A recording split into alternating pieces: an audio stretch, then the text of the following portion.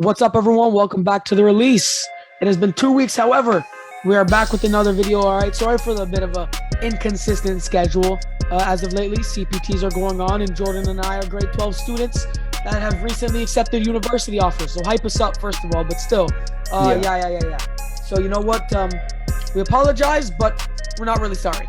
You gotta do what you gotta do, man. You gotta do what you gotta do, man. I assume that the majority of our viewers, which are around our age, will understand that. So bless y'all. Yeah. Also, I just like to say we have a new addition to the jersey, to the jersey collection. Scotty Barnes. Scotty Barnes jersey. My goodness. Thank you, mom and dad. But quick announcement before we get into the main topic of today, which y'all already probably guessed it, is the playoffs. Miami has been eliminated. Since we were last recorded, Miami has been eliminated and the Dallas Mavericks have been eliminated. Miami, who just got eliminated on Sunday, May 29th. Let's go over that game real quick. Jordan, what are your thoughts on that? I think Jaylen Brown played really good. They got a lot of fast break. Yeah, they got a lot of fast break points. Outside of Jimmy Butler, everybody in the Heat was trash in Game 7. Bam Adebayo stepped up in the second half. I'll give him that. He finished the first half with like 15 points, and then he ended the game with I think 27 it was. I'm sorry, man. I like Bam as a player. I like his defensive versatility. Yeah. But they were running small against the Celtics were running a small team. You should be cooking that. Can I just say the Celtics small ball lineup is impeccable. Impeccable. Yeah. They're insane. So y'all remember that one year it was the bubble where the Raptors were running small ball and they were massacring the Celtics that one year. And now the Celtics took that personal and now have, I'd say, y'all can call me out on this if I'm wrong, the best small ball lineup in the playoffs. And they're killing it because it's not only are they fast, but I heard this yesterday. I think I forget who the commentators were, sorry. But one of the commentators said every single player on that Celtics small ball lineup received a DPOY vote. That's insane. Crazy. That's insane. There's no stopping that. There's no stopping that. Mm-hmm. What do you think about that Jimmy Butler last shot? I mean, I think he should have taken a better shot. There's a lot of time left. Yeah. But this is one thing I'll say about Jimmy Butler, man. Jimmy Butler has shown himself to be a top 10 caliber player after this playoff run. He went insane, bro. Yeah, no, tell him about it, man. He now here's the thing with Jimmy Butler. He is the most inconsistent in-season player. Post playoff, pre-playoffs. I don't know what it's preseason, whatever it goes. Yeah. Regular season. There we go. My bad, y'all. Yeah, he is the most inconsistent regular season player ever. We've talked about this numerous times. He can go off for 50, and then the next day he'll go off for 10. Yeah. However, in the playoffs, he is able to maintain a solid 30 points per game, 10 rebounds, 6 assists, whatever he needs to do for his team to succeed. And if that isn't a leader, and if that isn't an all-star or a top 10 player, I don't know what is. Here's the problem with Butler, right? Butler plays at a superstar level in the playoffs. Superstar level. And if anybody chooses to argue that, I think you're kind of stupid. But the problem with Butler is that Butler plays at like a high all-star to an all-NBA level in the regular season. Yes. And the problem is when you look at all the other top 10 players in the league, they're MVP caliber players. We already know who's in the top 10. But I'm not going to go list through names of guys like, for example, Luka, Stephen Curry, Jokic, even Tatum, right? So I mean, like, that's the thing with Butler. But if Butler could show some regular season consistency, he would be a superstar. But he's still a top 10 player, man. But and yeah. Amen. Yeah. No, overall incredible series. Jimmy Butler at the end there, bro.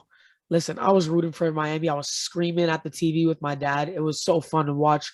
But at the end there, definitely should have slowed it down. Had so much time left on the clock. Next up, in terms of the series, we're talking about the Dallas Mavericks versus the Golden State Warriors. This series has been over for a couple of days now, but let's talk about that, man. Jordan, what are your thoughts on that series? Anything unlikely happen? Kevon Looney was great in that series, and so was Andrew Wiggins. Those are the biggest two surprises. Yeah. Again, I troll Andrew Wiggins a lot because for him making the All-Star team or All-Star starter, which he shouldn't have made still. But to give him his credit, he was amazing in that series. He was honestly their second best player for majority of the series. He was their second best player for the series because Klay Thompson was really only good in the last game. Which shout out to Game 6. Elimination Klay was a real thing, man. Oh my goodness, it's a real thing. And bro, sorry, before you continue, Klay Thompson went to his Instagram story after that. So y'all know that one Jay-Z bar in Fellas in Paris. He went Jackson, Tyson, Jordan, Game 6, and Klay posted a picture of Michael Jackson, then of Mike Tyson, then of Michael Jordan, and then himself for Game 6. And that's the hardest thing I've ever seen in my entire life. It was so sick. Game 6 Klay is a real thing. You remember against the Raptors in the finals in Game 6 before he got hurt? He was about to drop 50. Nightmare. Yeah, but another thing too, just to add on, what was I gonna say? Curry was really good, deserving of that, which I like the addition of the Larry Bird trophy and the Larry Bird MVP for the ECF and the Magic Johnson MVP for the WCF, and Curry won that, so deserving. You like that trophy? I like it. You know, I think it's a good idea. Better publicity, good money coming in. But like, if we're talking about like, I don't know, if we're going to talk about like a legacy standpoint, that award should not be used because I mean it's conference finals. Do you know how much LeBron would get if that was LeBron would have got like 9 or 10? Yeah, no. I can agree with you there. This cannot and should not be used as a form of greatness. It shouldn't be paid attention to. You know, that's like winning player of the week. You know, it's basically player of the series. But you know, you're going to the finals, but if you don't end up winning it, then it's really for nothing. It's just another. What I would like would be a more impactful award would be like an MVP for the entire playoffs. Just who was the best player. That would be a lot better for award. I like that. But technically, that's Finals MVP when you think about it. Finals MVP is really only the finals. I'm talking about the whole totality of the playoffs. Like who was just consistently the best. But when you think about the Finals MVPs in the past, like for example, I'm just going to name a few. So like Giannis last year, best player in the playoffs, in my opinion.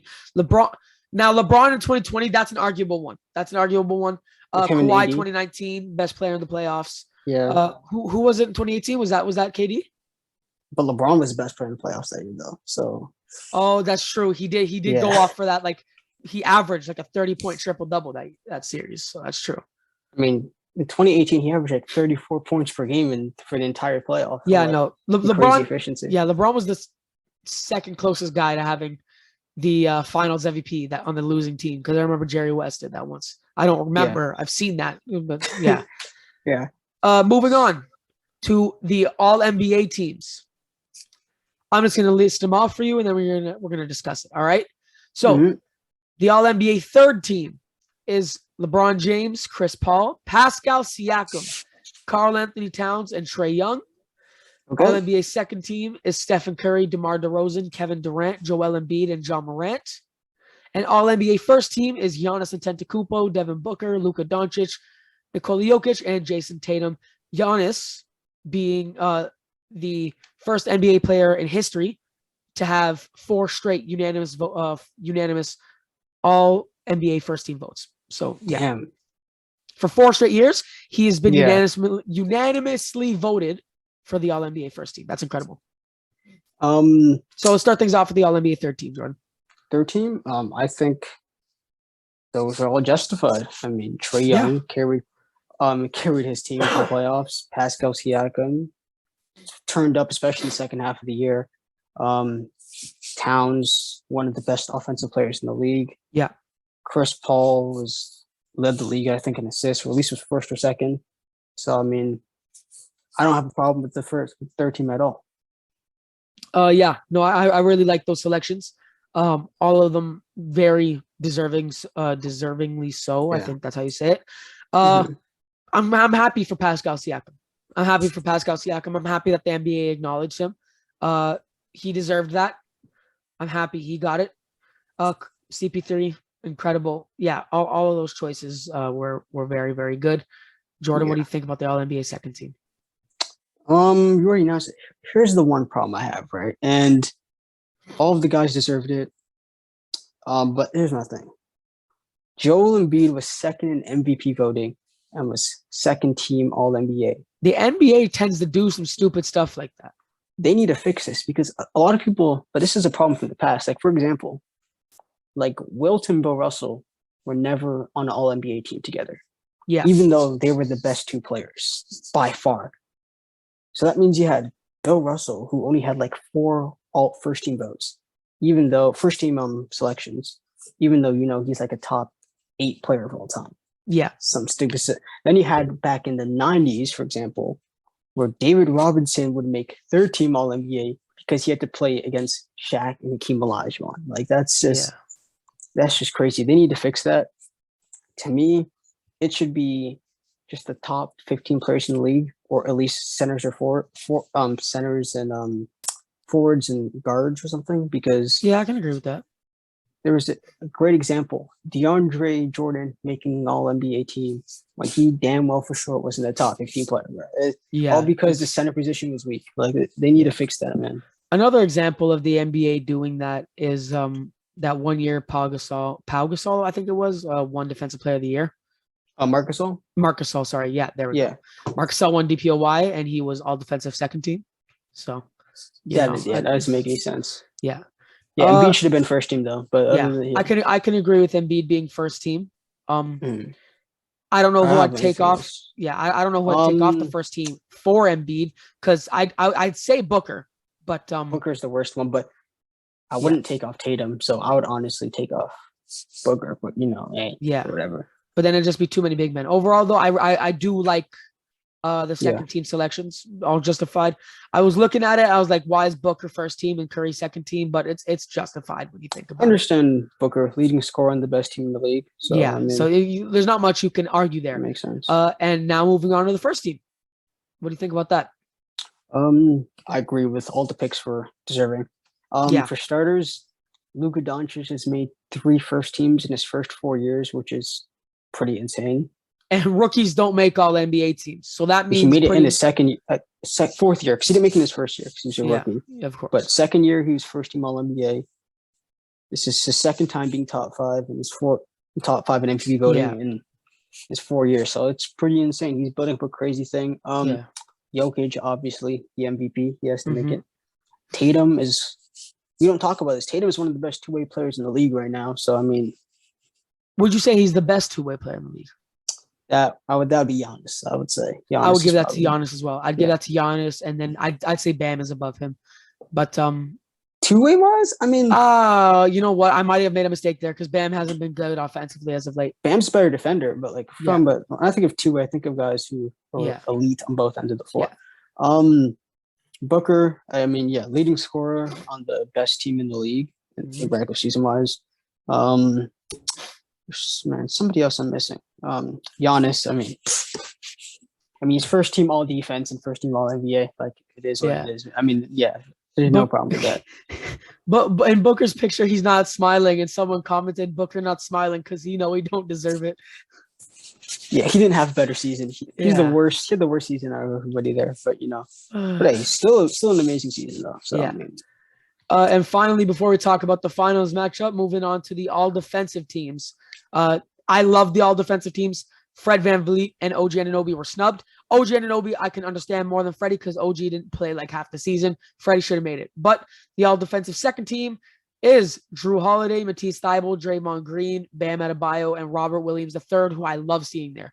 And the all defensive first team, of course, Marcus Smart, Michael Bridges, Giannis, Jaren Jackson Jr., and Rudy Gobert. What do you think about the second team? Holiday's on the second team, right? Was he? Did he make it? Say it again, sorry? Drew Holiday? Was he on the second team? Drew Holiday's, he's on the second Tyrese Max. I mean, I think they're all good selections. Nothing to really complain. I got nothing really to say. Bam had an argument. Bam is arguable. I'm saying take off Drew or Matisse Thybulle for Fred VanVleet, but maybe Matisse since he. I mean, since Drew is definitely a better defender than hands down. VanVleet. So yeah. And then I'm happy to see Robert Williams III there. They're finally acknowledging his defensive greatness. He has DPOY potential, in my opinion. I don't. The Celtics had two defenders on the All-NBA, and they could have had 3 or 4. Because when you think about it, because Tatum was capable of making it, and so was Brown. Even so was Horford. So I mean, they're just different. All defensive first teams looking incredible. Rudy Gobert, of course. I'm happy to see Jaren Jackson Jr. there.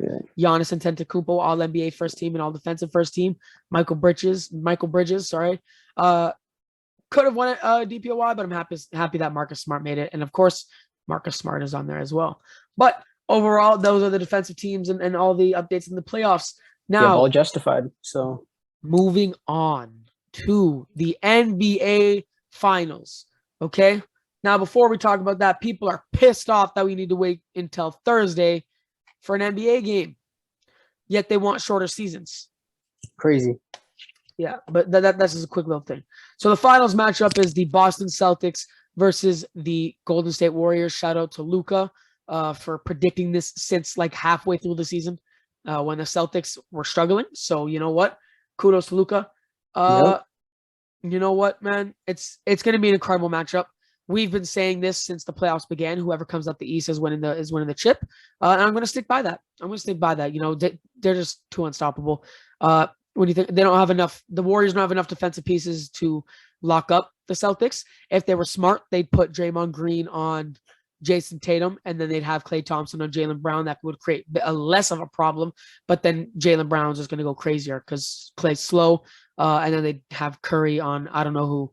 But yeah, so what do you think about this matchup? Who do you think is going to prevail in the end? This is a great series, man. These are two of the best teams you've seen in the playoffs consistently. Yep. For the Warriors, at least, I think the Warriors wanted to face the Heat more. So I just don't think the Heat could have countered at the Warriors' firepower like the Celtics can. But if I'm going to pick who I think is going to win, I think it's going to be the Celtics at 7. Yes, sir, man. Celtics at 7. That's what I'm preaching. In terms of one reason why, I think I was talking about this at least at school, and the Warriors, they have 3 players in Poole, Klay, and Curry. And those 3 guys aren't, at this point, really good defenders. I mean, Poole is just a bad defender. Yeah. And I think he's going to be played off the court. Because they're good. I think they're going to attack the hell out of him, and they're going to take him off. And they're going to have to make a decision whether if they're going to take off Klay and Poole, and they're not taking off Klay, so Poole's going to get off because, Poole. Yeah, he's going to have to sit on the bench for a lot of this series because Jaylen Brown will cook that. So he's going to cook the hell out of him. They're going to go hunting. They're going to go hunting for one of those 3 guys, and I think Poole's going to be played off the series. And that's going to affect the Warriors because Poole is great for the offense. So instead of having Poole in, you have a guy like Otto Porter Jr. or Jonathan Kuminga, who are not that great offensively, which worsens your offense against the best defensive team in the last couple of years. So I think that's a big thing. They have 3 guys who are not great defenders, and that's going to be a problem. Yeah. Yeah. Another thing is that the Celtics, their defense is tailor-made to guard the Warriors. Their switchability, their versatility, they can match up with them with any lineup is it's just different. And they have no weaknesses. So unlike when they're facing other teams, right? Like, for example, the Nuggets, they have a couple of defensive weaknesses. Against the Grizzlies, they attacked John Morant a lot. And against the Mavs, they attacked Luka.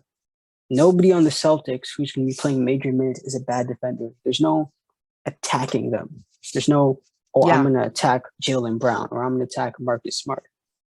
You can't attack any of them. They'll block it. They'll steal. And you know what's the great thing they have to? And this is the mistake that teams make against the Warriors. When you double Stephen Curry, it opens up so much opportunities for everybody else. And you know what the Celtics have, which allows them to do what most other teams could do? They could guard Curry somewhat effectively without doubling him because Marcus Smart could guard him decently one-on-one. He's not locking him up because you can't lock up Curry. Marcus Smart can hold him to 30 points per game instead of 35. Yeah, and I think that's going to be a key factor. Honestly, if I'm the Celtics, I don't double Curry because I don't want the other guys going off. He's just such a good shot creator for himself and everybody else, man.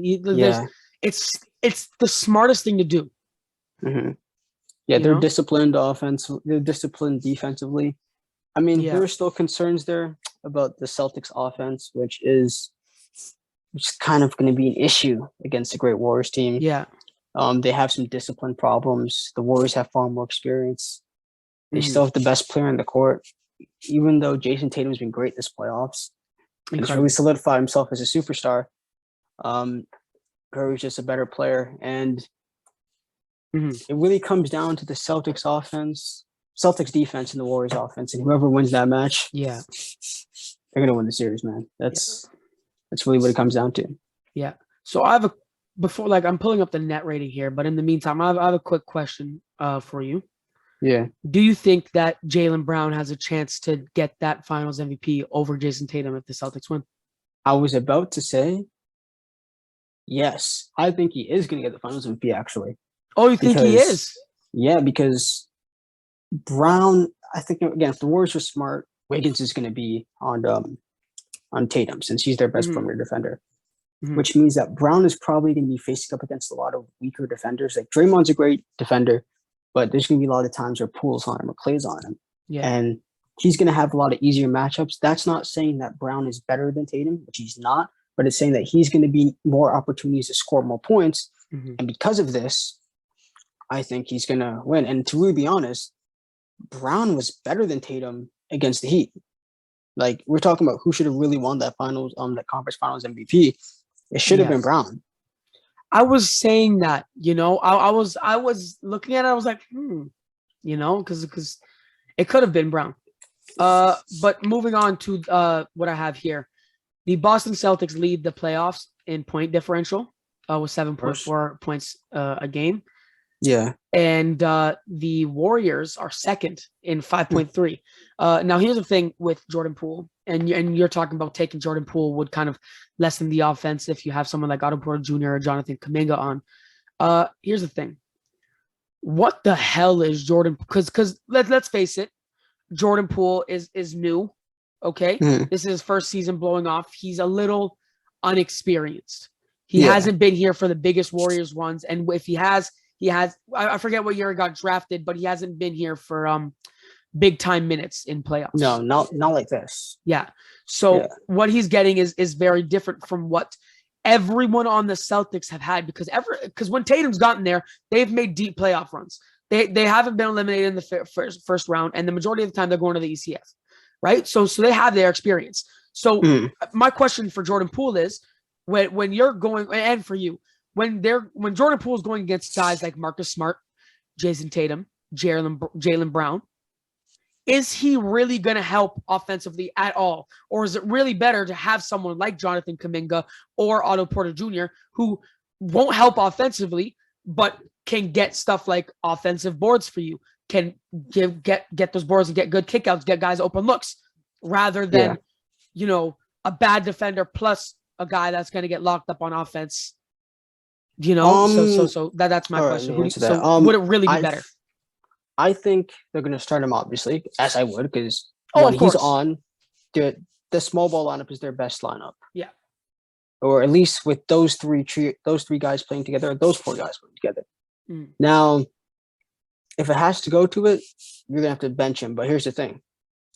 Jordan Poole is a very key part of their offense, and he is their second best on-ball shot creator besides Stephen Curry.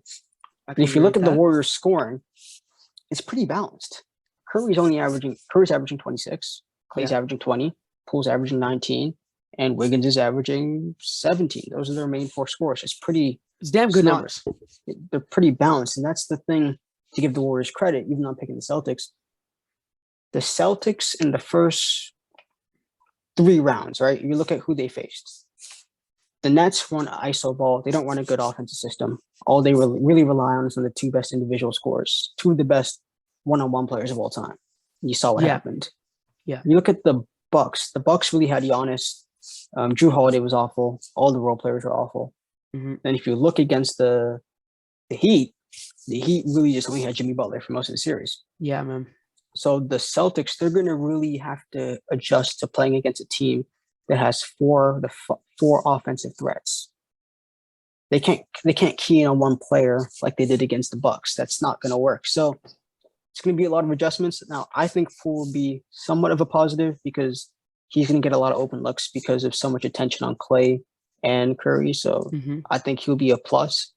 But I do think there's going to be times where they're going to have to take him off the bench, put him on the bench, and have a bigger lineup because there's going to be times where he's going to get playing off the court. And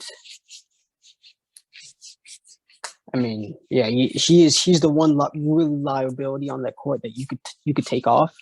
Mm-hmm. So if he's not playing good defense and his offense isn't great, Steve Kerr is going to have to make a tough decision. You might have to take that dude off. So, and I trust Steve Kerr to make the right decision. He's an incredible coach. Yeah, two of the best coaches in the league, man. Yeah, man. Yeah, Ime Udoka's doing incredibly well for his first year. Especially as a head coach in the playoffs for his first year. And then Steve Kerr is just being Steve Kerr, you know? And also, if Udoka wins the championship, he's the fourth first-year coach, I think, fourth or fifth first-year coach to win the championship. If I remember the first three off the top of my head, there's Vogel, there's Nurse, and there's Steve Kerr, and then he'd be the fourth guy. Yeah. Hey, man. Yeah. That's and all, man, what an era for basketball that we are alive to see, man. Yeah, I'm so happy. It's really about to overtake the 90s, if I'm being totally honest. The 2020s are about to overtake the 90s. I agree. It's about to be like that. And I hate to say it because watching 90s basketball is like my favorite hobby ever, right? I love watching 90s basketball. I love watching 2000s basketball. I love the physicality. I love it all because I play like the guys like that, right? I'm a physical guy. But when I'm seeing what's happening now and how good the playoffs are, it's making me appreciate basketball so much more than watching stuff in the 90s, you know? Especially that I'm alive to see it. Yeah. I think about the series, there's two players in particular, three people, I think, particularly that they have a very major boost in their reputation if they win. If Tatum wins the finals MVP, where we rank him as a player, we're gonna have to have a legit conversation. Whether people like it or not, he's gonna be in discussions where he might be overtaking some of the older, that generation of LeBron. Yeah. And also if the Celtics win, which I think they will, this will signify that the era where the league is dominated by the Currys and the KDs and LeBrons and the Kawhis, it's coming to an end. It's coming to an end. Even if the Warriors do win, it's coming to an end. I think it's inevitable. And, you know, a lot of people, for example, they will get mad at stuff like when people are like, I think that Luka is better than LeBron right now. I mean, truth be told, other than LeBron's all-time ranking status, what has LeBron done better this season than Luka? I mean, what are we going to say? I mean, obviously, one dude, Dom, was arguably the best player in the playoffs in his run. Then you have a guy who's top 5 in MVP voting. You have a guy that impacted winning more. So are we saying that LeBron's better because he's doing things better on the court in 2022? Or are we saying that LeBron is better because of something he did 5 years ago? And I know a lot of people are going to hate that, but yeah, the era is coming to an end, man. And it's tough, man. It's not 2016 anymore. It's not 2016 anymore. And something funny about 2016, people often regard it as one of the best eras of basketball, and which the best playoff years, when this is pretty much like an exact copy of 2016 with all the blowouts, but people don't want to talk about that. But we are currently running out of time, so I just want to say thank you guys for watching this episode of the Release Podcast, the best podcast ever known to man. Best sports podcast, that is. Yeah. Because, listen, we are on the rise. All right, you guys are consistently giving us subs. I think we're at 110 now. So you know what? That's incredible. Funny thing, as of lately, quite a few people have been asking me to make merch, and I'm like, bro, we only have 110 subscribers. Like people are people, crazy. But hey, it makes me happy that you guys are praying on the uprise. You know. Hey, quick thing before you go. Hey. Oh yeah. if the Warriors win, because even though my head says the Celtics, I want the Warriors to actually win. If Stephen Curry wins the Finals MVP, man, we're gonna have to make a video, bro. Oh, hell yeah! Oh, bro, hell yeah! Hey, listen, man. look. If Jason Tatum wins the Finals MVP, we'll make a video. Or if Jaylen Brown makes the Finals MVP, and if Steph Curry wins the Finals MVP, we are making a video.